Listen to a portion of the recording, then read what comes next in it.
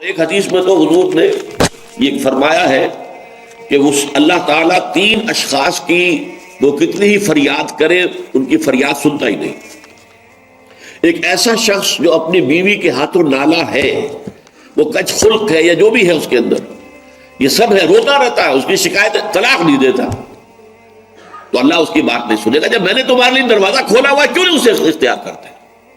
اللہ تعالیٰ جو ہے اس کے لیے بھی ہو سکتا ہے بہتر شکل پیدا کر دے، تمہارے بعد اللہ اسے کوئی بہتر شوہر جو اس کے ساتھ موافقت رکھنے والا ہوا، اللہ اسے عطا کر دے، تمہیں بھی عطا کر دے۔ اسی طریقے سے ایک شخص ہے جو قرض دیتا ہے، نہ تحریر لیتا ہے، نہ جو ہے اس کے اوپر گواہی کرتا ہے، بعد میں روتا ہے۔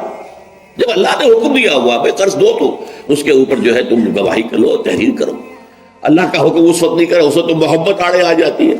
یہ تو بڑی بے مربوطی کی بات ہے کہ میرا بھائی مجھ سے قرض مانگ رہا ہے، دوست قرض مانگ رہا ہے، میں کہوں کہ لکھ کے دو اور اس کے اوپر دو آدمیوں کے دستخط بھی کرواؤ، لیکن نہیں، اللہ کا حکم ہے۔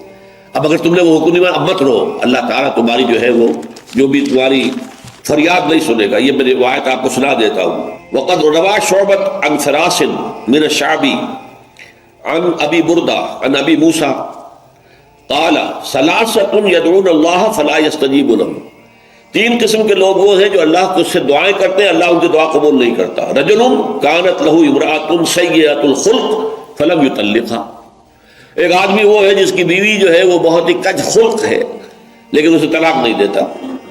ورجل آتى ماله سفیا وقد قال اللہ تعالی لا تؤتوا السفهاء اموالکم، اور ایک ایسا انسان جو کہ کسی نادان ناسمجھ کے حوالے اپنا مال کر دیتا ہے، جبکہ اللہ تعالیٰ کا حکم ہے کہ ناسمجھ لوگوں کے حوالے اپنے مال نہ کرو۔